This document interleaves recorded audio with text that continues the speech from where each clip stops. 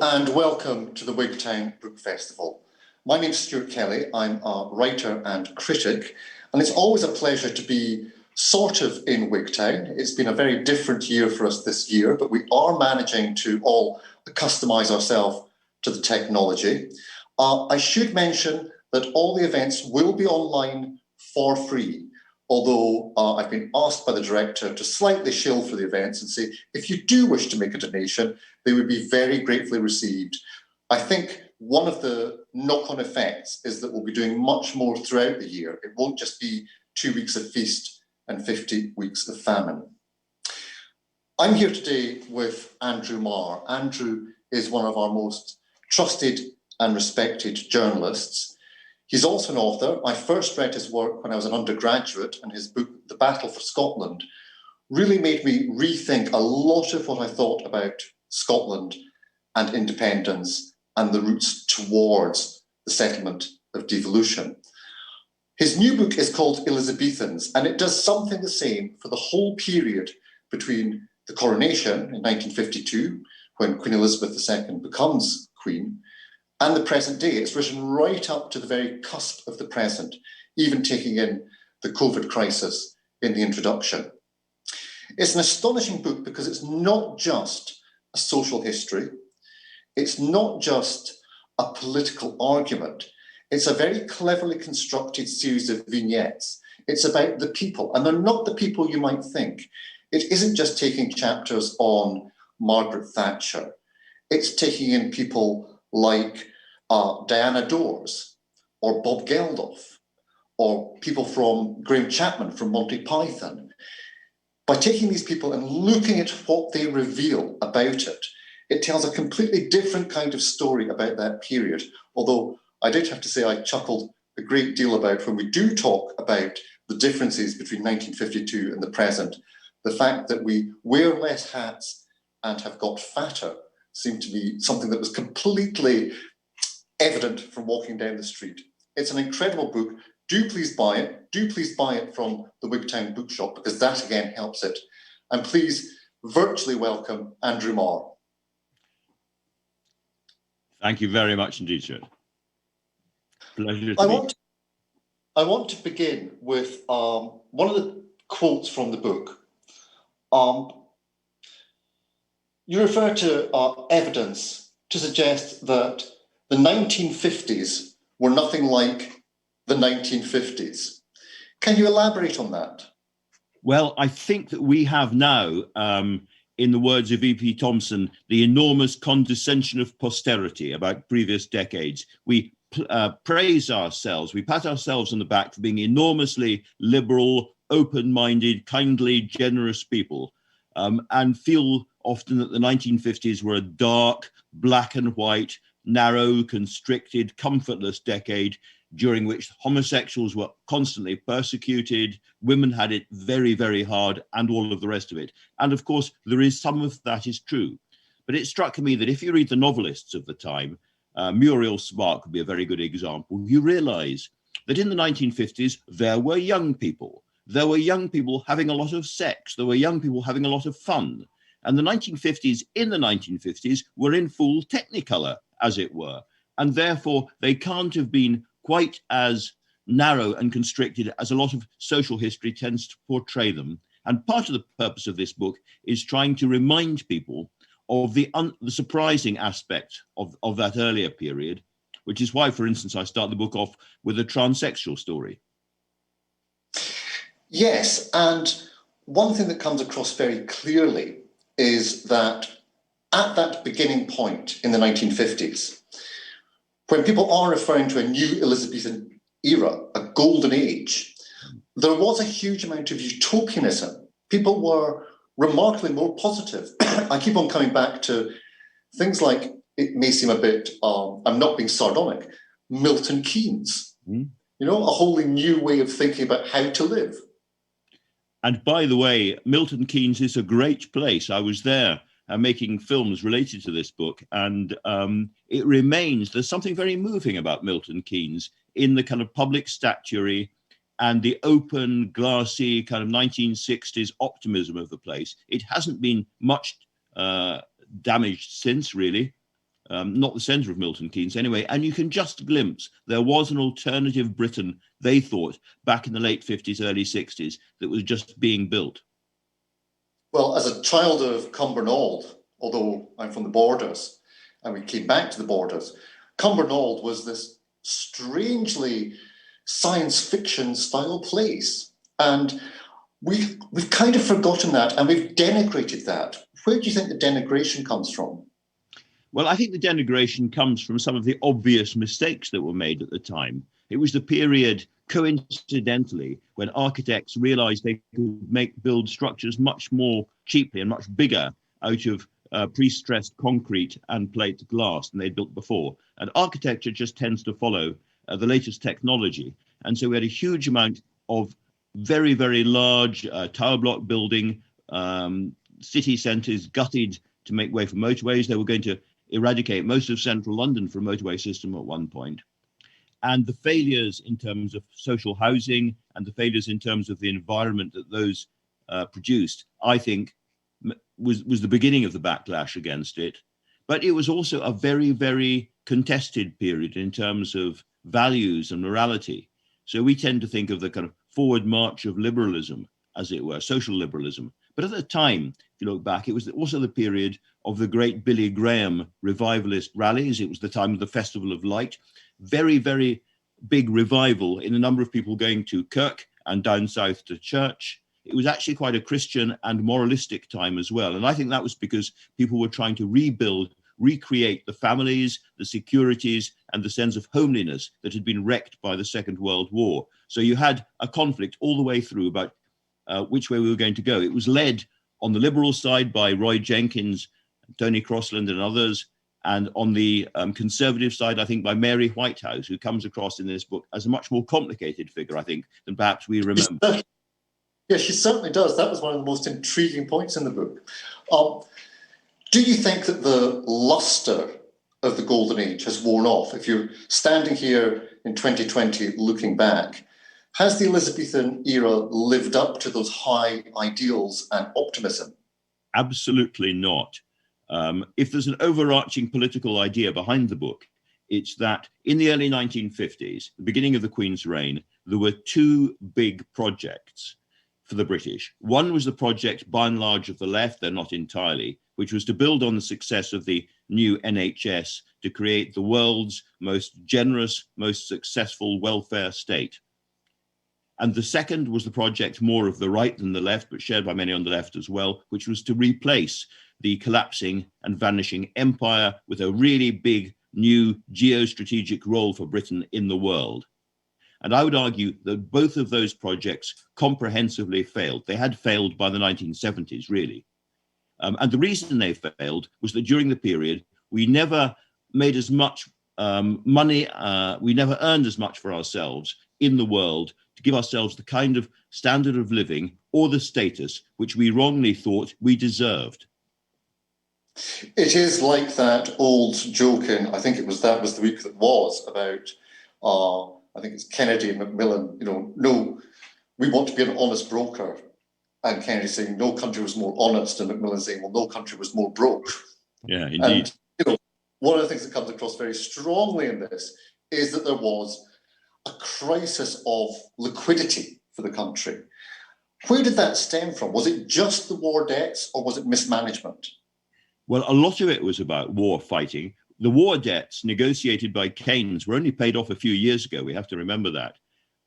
But also in the early 50s, there was a genuine threat, and I hadn't realized this properly until I researched for this book, a genuine belief in the British establishment that we were going to be invaded by Russia. Churchill was reorganizing the British military into columns which were going to respond to the parachute attacks that he was expecting. And at the same time, we were spending money we really didn't have fighting the Korean War to do our bit for the new United Nations, and spending a lot of money developing new British fighters, new British bombers, keeping the Navy really quite large at that period. So there was a lot of money being spent on that. And at the same time, it was the beginnings of the consumer society. So British consumers wanted the white goods. They wanted the handmade clothes. They wanted the better food that was beginning to become available. And I think the combination of consumer pressure for higher spending really antiquated industry in many areas. And I tell the story of Clyde Shipbuilding in particular. And the very large amount of money we were spending trying to maintain our position as one of the world's big military powers, which was frankly ridiculous. All of that came close to bankrupting us.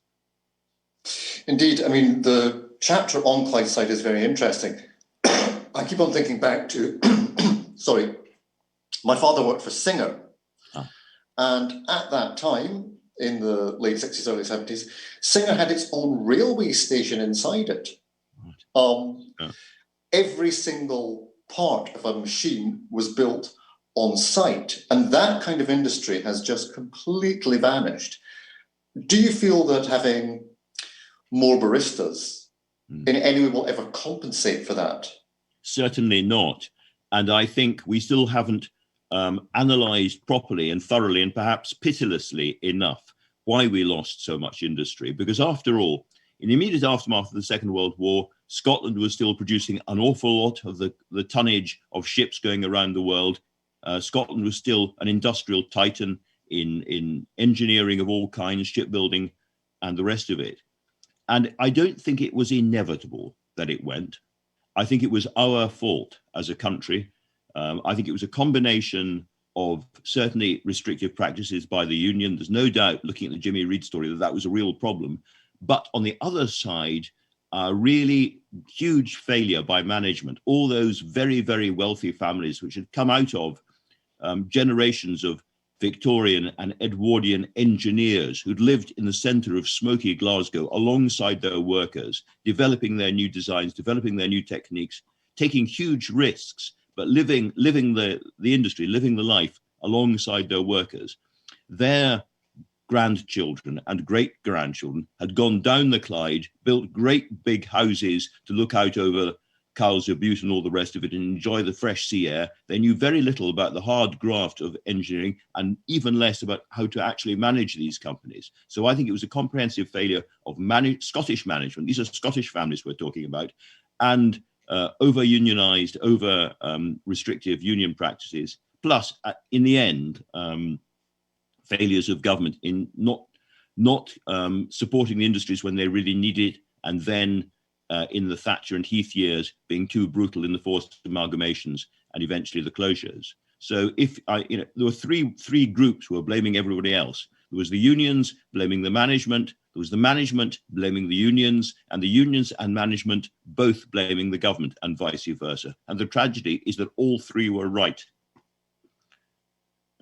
You mentioned the Army and the Navy and the Air Force, and I want to come back to that. But one of the other chapters which utterly intrigued me was when you talk about the fact that there had been advances with the NHS, there had been some advances in terms of social provision. It's education that you really take full aim at. And the statistics you provide about how many people in senior positions across a wide range of different professions were from fee-paying schools is quite staggering. Why did we get education wrong?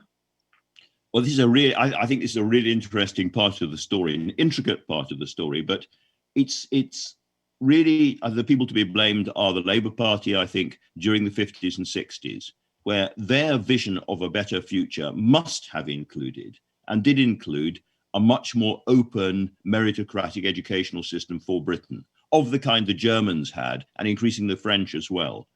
And their failure to do that, I think they got distracted by the grammar school issue, and they were, in a sense, I think, too frightened to take on the really powerful fee-paying schools.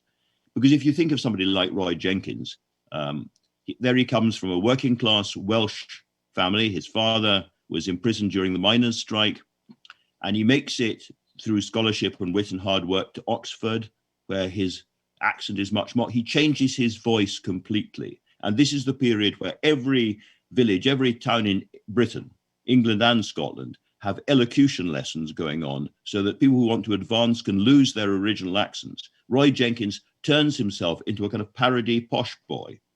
And at Oxford, he is surrounded by these very, very clever, slightly intimidating, very cultured Etonians and Harrovians and all the rest of it. When he finally makes it into politics, he finds the same kinds of people that are all through the House of Commons on the Tory benches, gets into government, and there they are all around him in the ministerial offices. All the senior jobs in the civil service are taken by public school boys. And I think that was just too intimidating for Labour politicians to actually take on full frontal and either abolish the public schools or force them to take very, very high percentages of scholarship kids in. And it's a very sad story, because had they been able to reform British education, I think we'd have been a much more effective and I think a happier country than we are today. Yes, when you mentioned about Roy Jenkins, I was always struck by the story of Dennis Potter, who again went from a fairly working class background to Oxford and apparently thickened up his accent in Oxford and then put on the Oxford poshes when he went back home. You know, that kind of mobility was very strange. Yeah. In terms of the military, you've said already that, you know, we still had an idea that we were a world power. And I forget which politician it was who said Britain without the bomb is just another Belgium. Yeah. But the kind of hollowing out of the military, why was that affected and what was the long-term consequence? Well, again, I think it was the devastating effect of near economic collapse on Whitehall budgets, really.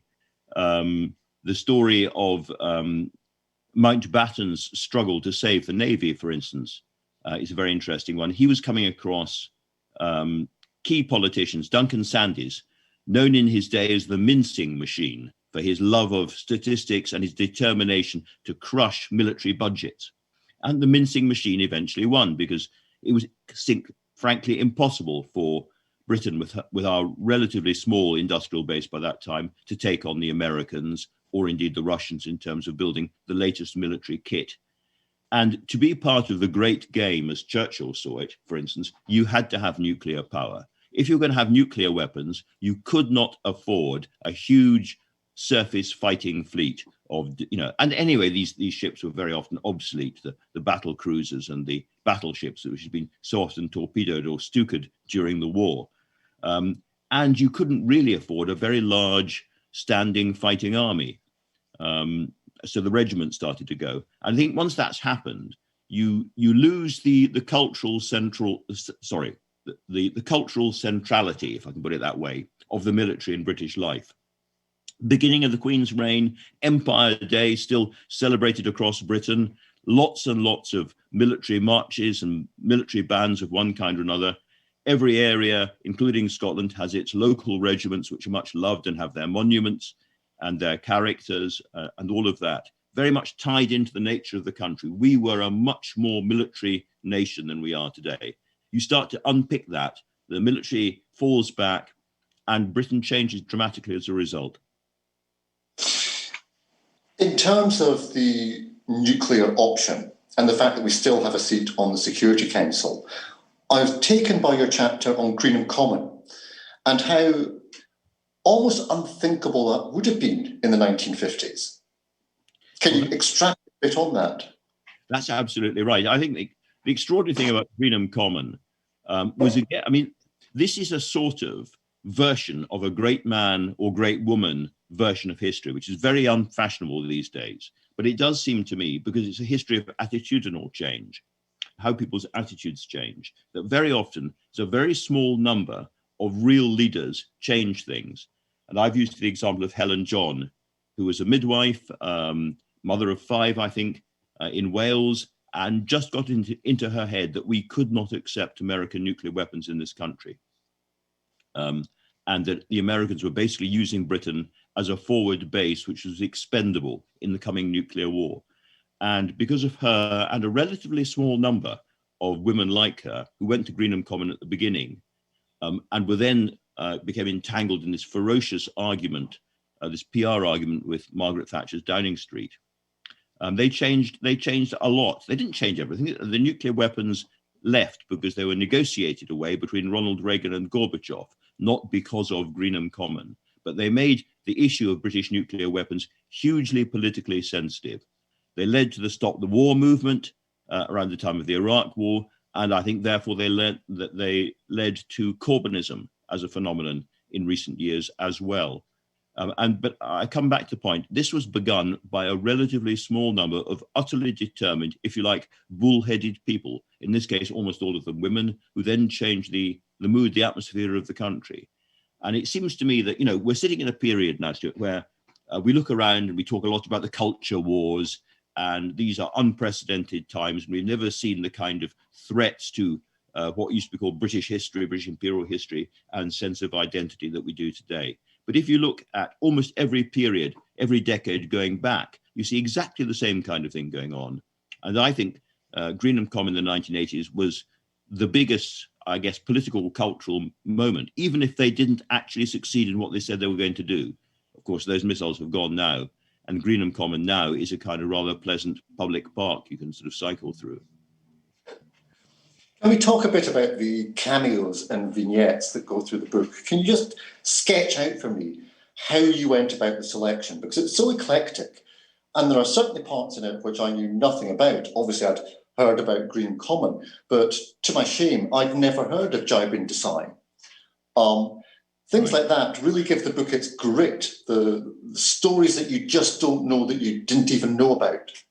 Good. Well, I'm glad you said that. I wish there were more of them. But what I was trying to do, basically, it seemed to me that if you could teleport a group of us from 2020 back to 1953 or 54, and we could have a conversation with our previous selves, our grandparents or whatever, at the same age, I don't think it is our hats or our technology or our mobile phones or whatever that would get people talking.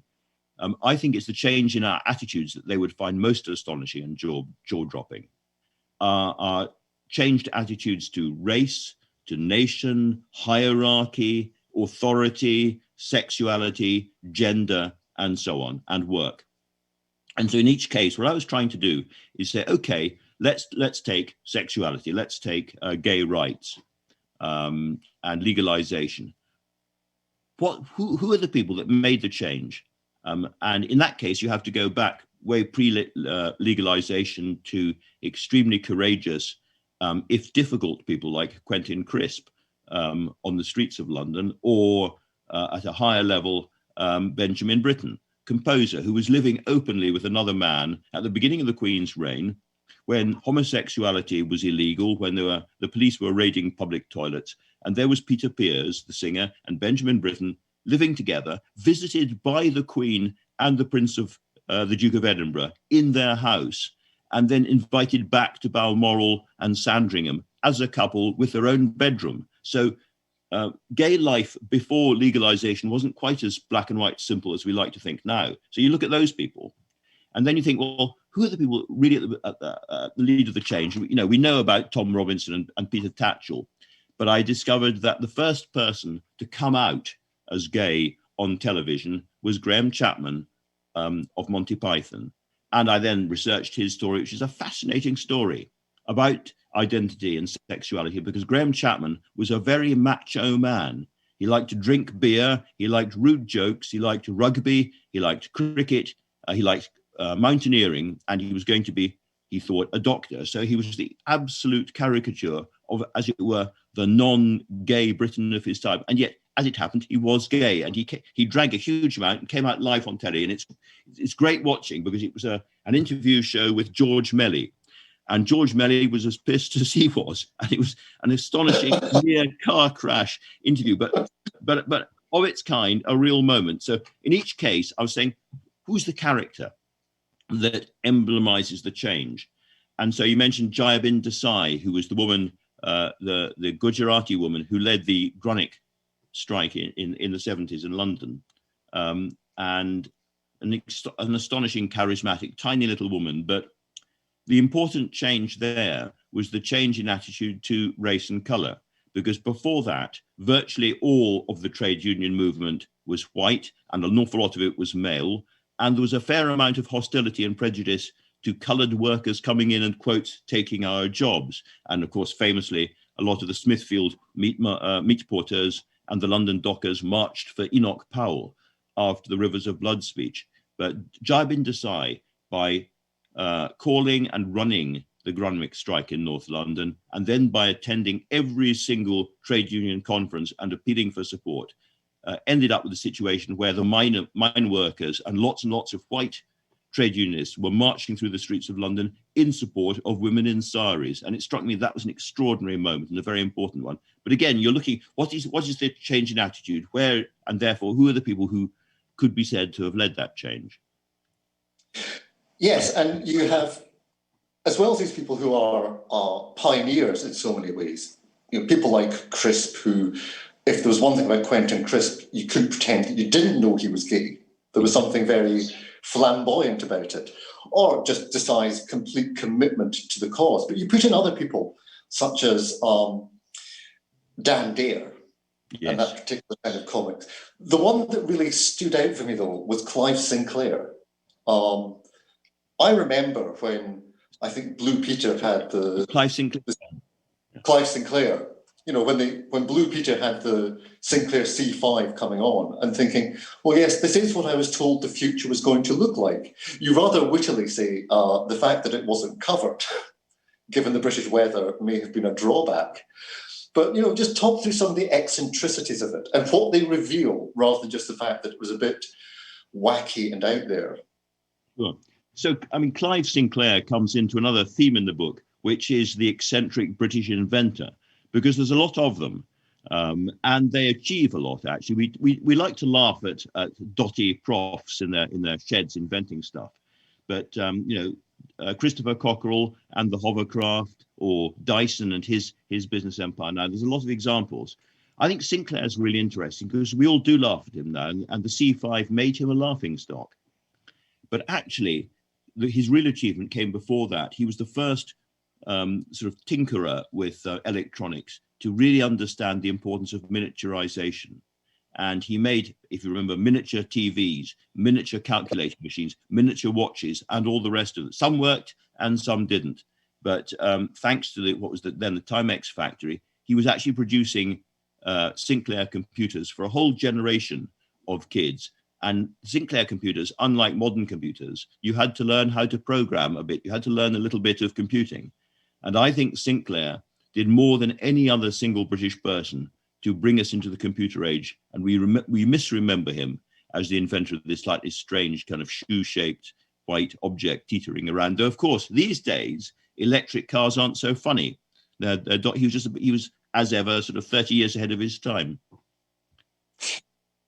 Throughout the book, the kind of absent presence is the Queen herself. Yes. And to a great extent, it seems that she has not been in any way a bellwether. She has provided some sort of continuity and stability. Do you think that when, and we hope it doesn't happen for some time, we no longer have the Queen, that there will be the same kind of reverence for the institution of the monarchy? No, I don't think so. I think she is, in that sense, irreplaceable. And I'm sure the rest of the royal family will do their best and work very hard to make us revere them in the same way. But the sheer fact that she has been there for so long, the sheer fact that she started out as a young woman in ATS uniform as part of the war effort, and knew the entire Soviet leadership in the 50s, and knew all the American presidents since Eisenhower, really, and has been everywhere in the world, and has been, as it were, at the background, at the side of our lives, for all of our lives, means that she has a special place. And I think the sense of kind of national shock and trauma when she goes is going to be absolutely extraordinary. I think one of the interesting things about her is that this Elizabethan age that I've been writing about is a time when we are all taught, we are told the most important single thing that we can do and be is be ourselves as vividly and fully as we can, express our inner truths as vibrantly as possible. That's the great good. And actually, she has done exactly the opposite. She has always subdued her personality, pressed it down, and fitted herself into her role. For her, the constitutional job is much more important than the woman who happens to be doing it, if I can put it that way. And so in that way, she's going in a direct opposite direction to the rest of us during her reign. Indeed, and it seems strange to me that even in the 1990s, if you remember, there was the slight scandal when A.N. Wilson revealed the Queen Mother's table talk, and that she had talked about T.S. Eliot's poem, The Desert. And yet, when you look at the way in which royalty is now depicted, and in which people don't really bat an eyelid even about some things which are not just silliness, but really verging on criminality. Yeah. That kind of erosion seems to me something that we won't be stepping back from, though whether we would ever become a republic seems to me even more, not to be predicted. That is, as we shall agree, for another day, probably. But I think if you go right the way back through Scottish or English history, you find the same thing, which is that the great strength of monarchy is that it's a family business. So succession and continuity is agreed ahead of time. And that gives you the continuity, and that gives you, as it were, a way of having a figurehead at least who is stable and is going to be there for a long time. And at the same time, the great devastating weakness of monarchy is family. You can't control what the whole family does. You don't know what this son or nephew or whatever it is going to do next. And that's been particularly difficult. I mean, the Queen starts out at the beginning of her reign making pretty fierce speeches, or a particular pretty fierce speech against divorce and adultery. She sees herself in a very, very traditionalist Christian family mold, like many, many people in the early 1950s. And when you think of what's happened to her family during her reign, it must be absolutely astonishing for her. We've had some questions coming through. I will just get up the first one, which is from Stephanie, who's just saying, Ruskin College wasn't easy for feminist women in the 1980s. Do you want to comment on that? Not particularly Ruskin College, but are we slightly perhaps thinking that the 1980s were more liberated than they really were? Sorry, I missed the beginning of that. But well, definitely. The Ruskin College in Oxford was not particularly amenable or pleasant for feminists, even in the 1980s. I think there is something that we're all guilty of, which is because, as it were, the very first elements of the gay liberation movement, shall we say, arrived in the 1960s. We kind of think that the 1960s was that kind of decade. There is always a very big time lag. And so I think a lot of the things that we assume, you know, we have Germaine Greer, we have Andrea Dworkin, and therefore that period is thoroughly feminized, is absolutely not true. These were the outriders. They were the leaders. They were the change makers, but change happens much more slowly and sporadically. I mean, I grew up I went to a school in Scotland in the 1960s, which to all intents and purposes was the 1940s, because we hadn't even reached the 1950s in the 1960s in Scotland in many ways, seems to me. It was a very Presbyterian world, can I put it delicately? And so there's always a lag. And I think a lot of the things that are now taken for granted by people in their sort of 20s in terms of social attitudes were fought for over decades and have very slowly and bit by bit made their way. If you think of the Black Lives Matter reconsideration of the British Empire, and then you think of how that is being regarded and felt about in the depths of Hampshire or Shropshire, you can see there's already, on that issue, for instance, an enormous gulf still in this country. And just because something appears to be the case in North London, or Morningside for that matter, doesn't mean that it's spread everywhere else.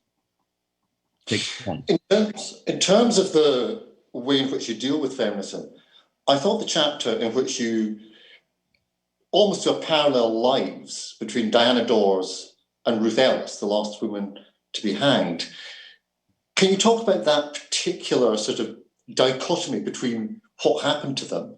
I would love to. I mean, for me, you said where do these vignettes come from?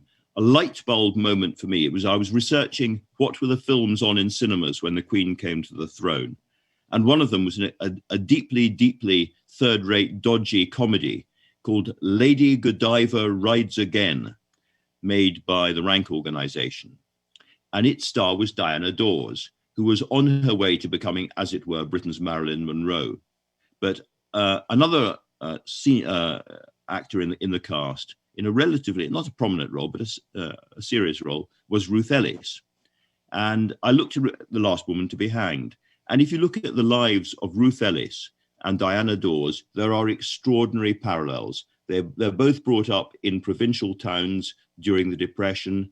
They both are the product of marriages which go wrong.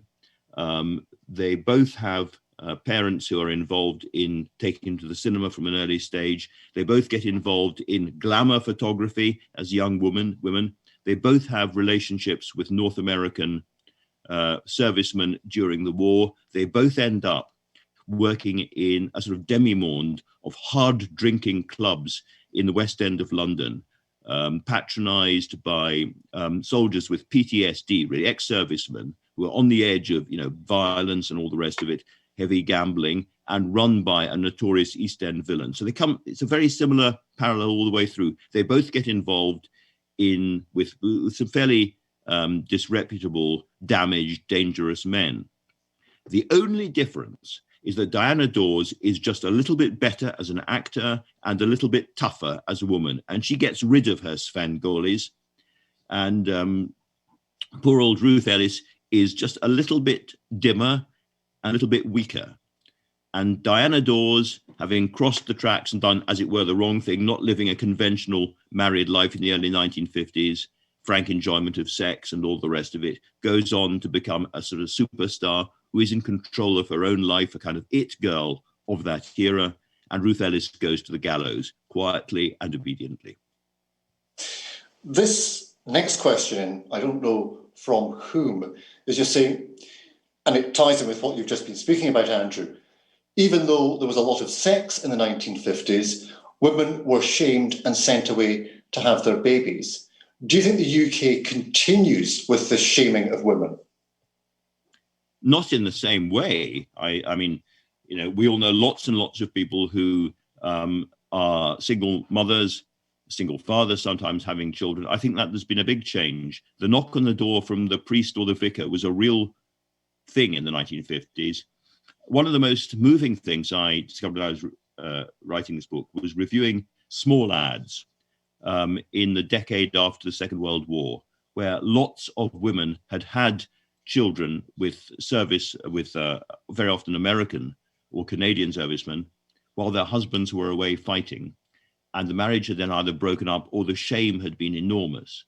And we know from lots of examples, including some quite famous people like Ian McEwan, the novelist, or John Prescott, of children being sent away or brought up at home thinking that they were the daughters of people who were in fact their sisters.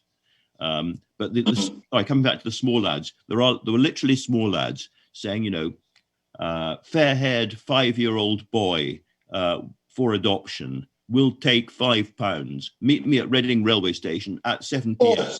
I mean, people were literally handing their children over to strangers because of the shame and the stigma of single parenthood. And thank God that is not happening now. Indeed. We've got another question in from Astrid saying, you're a keen artist yourself. Is there anything you'd like to say about the way that British art has evolved in the new Elizabethan era? Well, I'm sure there's plenty to say about that. There's a lot. So the first thing I'd like to say is, I paint and draw in the tradition of abstract or non-representational modern British art. And actually, during this period, rather surprisingly perhaps, Britain has been a great centre of wonderful art being made. When I was growing up as a kid interested in art, I got all the art books, I borrowed them, my parents gave me books. They were all men, Picasso, Monet, Manet, and all the rest of it. And I was a great fan of the Scottish colourists and the Glasgow boys, by the way. In those days, we didn't know about Glasgow girls. I think that one of the biggest changes since the war is the number of absolutely top-tier British artists who are women. In many ways, art has been feminized faster than many other aspects of society. And I think of Gillian Ayres, who's my favorite painter. I think of Barbara Hepworth, You think of a whole series of really, really Laura Knight dominant British figures, and coming right up to Tracy Emin, who is in the book. And I think one of the things that we have learned is that women make art that is both just as interesting, if not more interesting, and very different from the art made by men. Yes, and I suppose that actually applies across into literature and music as well. It strikes me that although at university we were told that you had to read about John Osborne and Kingsley Amis and, that whole school around that, and even, the contemporary writers, it was McEwan, Rushdie, Ishiguro, Barnes. Actually, when you look back, it was people like Spark, whom you've mentioned, or A.S. Byatt, or Hilary Mantel, or Nicola Barker, who are actually doing the really interesting stuff. So right now, if you ask yourself, who is the dominant British national novelist here and now, I would give the answer Ali Smith, because of her tales of fracture, dislocation, near sort of hysteria and worry about so many aspects of what's around us, and the way she writes and the way she structures them. Again, we are living in a much more feminized culture, and I say that in an approving way, not a hostile way, than any previous decade, I think, in British history. We may have boys at the top in Westminster, they're not in Holyrood, but by and large, most aspects of our culture are more feminized. Yes, and the very fact that Radio 3 will do a whole day of female composers would have been fairly unthinkable even 10 years ago. When you were talking there about Ruth Ellis and Diana Dors, one of the other chapters which fascinated me was where you draw a parallel between two people from absolutely diametrically opposite parts of the political spectrum. On one hand, Tony Benn, and on the other, Enoch Powell. And the fact that there were strange coincidences between them, in fact, it links in with Ali Smith, because her new series of novels, the quartet of seasonal novels, was basically begun about Brexit. And we can see in the way in which you had an alliance between the left and the right over the European Union, that the Brexit debate was actually nothing that sprung out of nowhere. And it did make for very strange bedfellows. It certainly did. These days, Enoch Powell is only remembered for the Streets of Blood speech, Rivers of Blood speech. But actually, I think his influence on British life is much more in his hostility to Brussels than in anything else. And he had this kind of very, very intense, brightly coloured, flowery romanticism about English history and, above all, English parliamentarianism. And he would go into these extraordinary speeches, and he won over, bit by bit, a real chunk of the Conservative Party, starting with Margaret Thatcher, who was originally a pro-European, won over to the Powellite view, and then all the people who made John Major's life so intolerable when he was Prime Minister, and also then into UKIP. Nigel Farage was a very, very early fan of Enoch Powell's European views. So that was happening on the right of politics, and at the same time on the left of politics, the other great charismatic, romantic, history-sodden, history-obsessed politician, Tony Benn, was doing very much the same on the left, talking about our great parliamentary traditions and the bankers' ramp, and how Europe was an undemocratic capitalist club. And if you look at the early Tony Benn speeches of these, and I have done quite a lot, you sometimes see a kind of disheveled figure nodding vigorously in the background through his great big heavy beard. And it is, of course, Jeremy Corbyn. So, you look at what happened in 2016, and on the right of politics, you look at Nigel Farage and you say, well, where did he get his ideas from? Enoch Powell. And you look at Jeremy Corbyn and you say, where did he get his skepticism about EU from? He got it from Tony Benn. And then you realize that Benn and Powell were working very, very closely, hand in hand. Benn had ferociously attacked Powell over the Rivers of Blood speech and talked about the flag that flutters over Belston, fluttering over. So they were not anywhere near each other on other issues, but on this, they were absolute allies. They worked hand in hand. And I think, therefore, two of the most politically influential Elizabethans of all. Indeed, your gift for the small detail is just wonderful in this book. And when you are talking about the trade negotiations with Europe, the fact that there was a real concern about the importation and the tariffs on glossy cherries just struck me as a kind of lovely little way of saying, these are big questions, and you can't just scribble something on the back of a fag packet and think that's going to be a trade deal. And I think we're only just beginning to wake up when you look at what was going on with the EEC, with the common market, with Maastricht. These take a long time to think through, and they can't be done on the hoof. They can't be done on the hoof. And in the current situation, when people are looking at lorry parks in Kent and how long it will take to get lorries across that border, think of all the people packing and preparing scallops around the Scottish coast, all the people in the seafood industry. You know, their product can't wait for an extra few days. And therefore, it does come down to very straightforward, simple things that we see on our plates. And, you know, nature is always more complicated and works faster than bureaucracy. Indeed, absolutely. When we're talking about Brexit, of course, there was the other referendum beforehand. And one of the biggest stories across the book, you have a chapter on Alex Salmond. And obviously, you've written a lot about it before with the Battle for Scotland. But that does seem to be a fairly seismic shift, that what was seen as a slightly fringe, slightly batty group of eccentrics, full of ideas about Scottish nationalism, has now become mainstream and has now been governing Scotland for how many years? 2007? Indeed. Well, it comes back to a word that people used all the time, unaffectedly and without self-consciousness at the beginning of the Queen's reign, and we slightly flinch from now, which is patriotism or patriotism. Because I think humans do need a strong sense of belonging and rootedness to the place in which they live, and a sense of loyalty to that, to the community they live in. And that is part of what makes good life.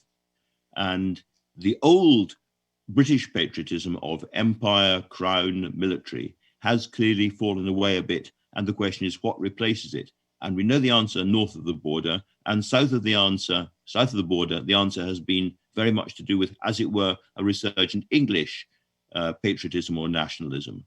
Now, part of that is, as it were, what I call Spitfire summer nostalgia. That moment in 1940, we stood against the wall. We showed the Germans what was what. We can do it again. And try me if you're hard enough.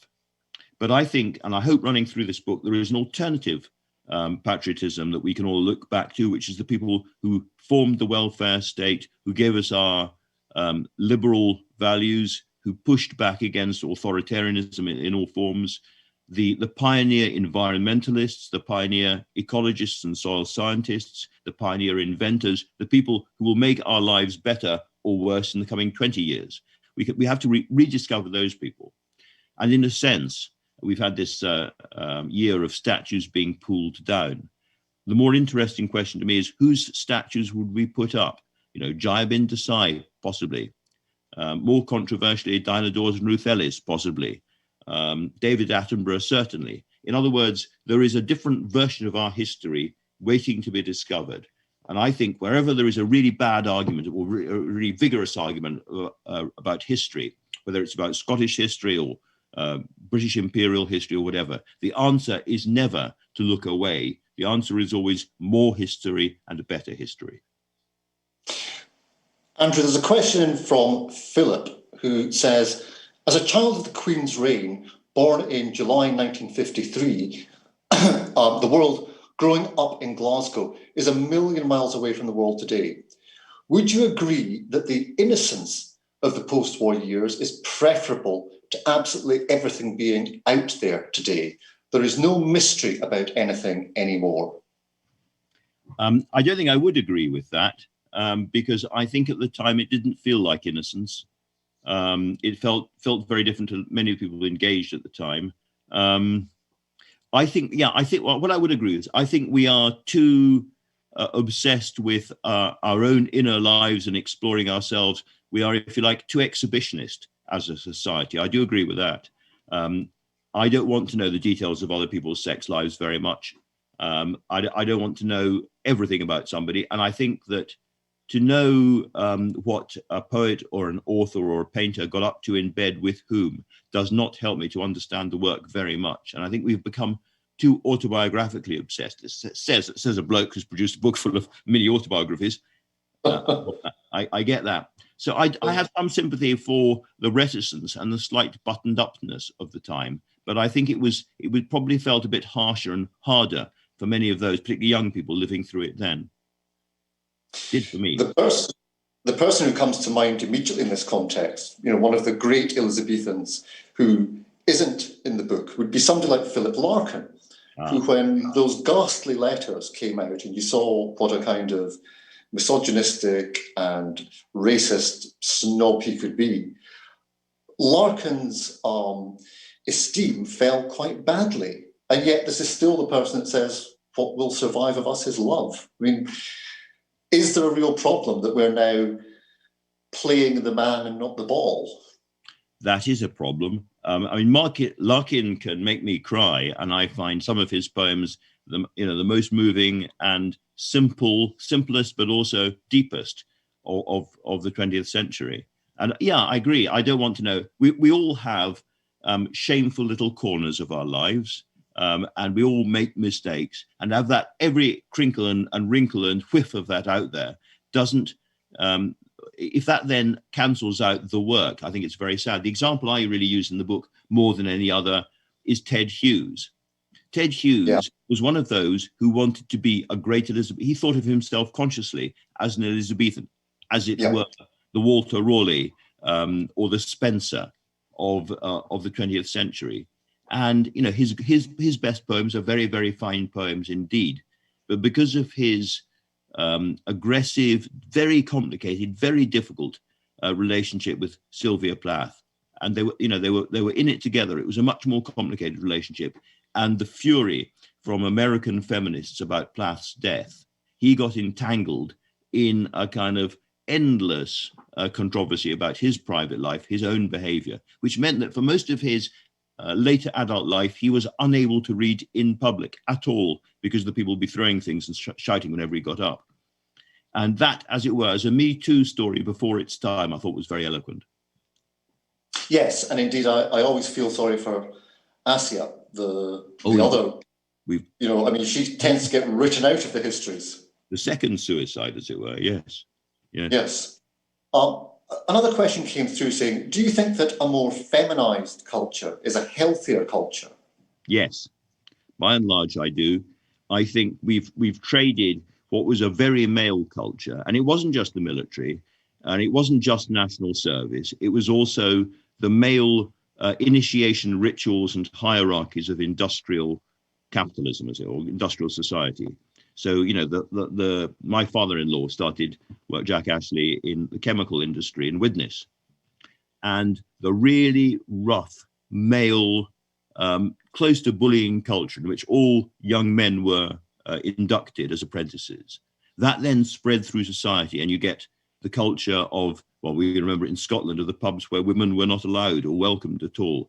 And that aggressive, jabbing, angry culture. If we've swapped that for a slightly more girly, gentle culture, then I think that's an entirely good thing. As I say, in the arts, I find myself reading, by and large, more female writers, looking at paintings by female artists, listening to female music than I do male. It's been a big change, and I think it ripples all the way through the book. I hope so. Because when you put it like that, I wonder if I've addressed it quite full on, as I should have done. I think you have, and certainly the changes have been significant. I can still remember, and I'm just coming up, I'm 48, but there was a pub in Selkirk that the landlord would serve a woman 2 halves, but would never serve her a pint. I just thought it was too indecorous. Too indecorous. Well, I'm older than you. I'm 61 now, and I'm just beginning to come to terms with my feelings. I've spent most of my life trying to, on the basis that I didn't really have feelings, and we didn't have feelings where I was brought up with. But I'm beginning to have to look at my inner life, and I'm sure that's a good thing. And I think all the as it were, the fashionable talk about our mental health, it's easy to mock, but I think it's an advance and an important one. This is a fairly difficult question from Dave, and it will probably be the last one we can really squeeze in. Do you think that as a society we are losing the ability for rational discussion and ads, i.e. cancel culture? The short answer is I'm worried about it, and I think anybody should be worried about it.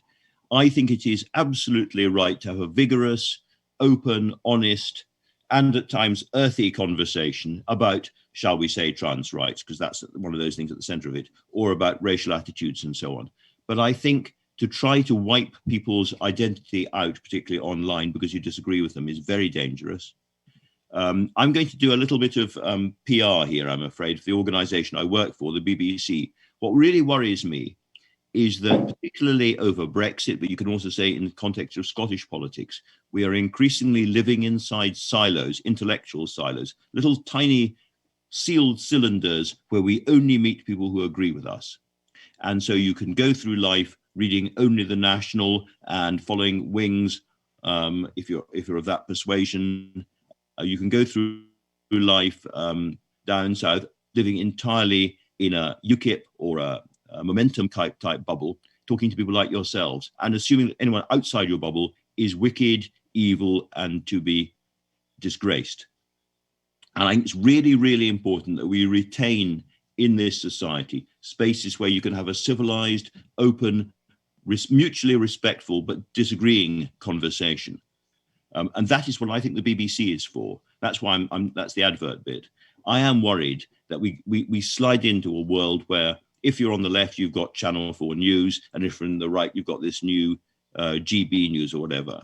And you can, as the Americans do, consume the news and see the world entirely through your own prism and your own filter. I think it's really important to have a part of the media agenda, which is why I also agree with C.P. Scott of The Guardian, who said, opinion is whatever it is, but facts are sacred. I believe in a division between strictly factual news stories and commentary or opinion pages in newspapers. And in broadcasting culture, I think there has to be a place where there is no overarching, heavy, intrusive bias, but people who fundamentally disagree are treated in a civil and proper way, which is what I try to do. Do you fear for the BBC? I do fear a bit for the BBC. I think we have huge I think the biggest challenges are actually not political, though they are serious. The biggest challenges are in terms of technology. So my kids tend to imbibe Netflix, Amazon Prime, or whatever it might be. They're binge watching very, very expensively made, very well made. The Americans write really, really well. There are very, very good series. And we simply don't have the firepower. People say the BBC is a big bloated organization. It's absolutely minuscule compared with the American giants that we face. And we have to find ways of making programs that tie people in and enthuse people long term to survive. So I think that's the biggest challenge. But there's absolutely no doubt in my mind that there are politicians looking at the BBC and thinking, my life would just be an awful lot more comfortable and easier if I didn't have to face serious questioning, if my motives were never impugned, and if when I had a public service announcement, it just went out exactly as I wish. The BBC is in my way. Let's push it aside. And we're not going to be pushed aside. We're just about out of time. One final very brief question for a brief answer. Is there one word that you would use which you think will apply to the next generation of history? That's really hard. I think it's going to be turbulent. Turmoil, probably, I'm afraid, is the word I expect. I think we ain't seen nothing yet. And indeed, after the Elizabethans, we had the Civil War. Andrew, it has been an absolute privilege speaking to you. Thank you so much. Everyone, do please buy copies of the book, and do please buy them through the Wigtown Bookshop. And we will no doubt see you again at some point soon. Thank you once again, Andrew. Thank you very much indeed for that. On that cheerful note, thanks so much, Stuart. Cheers.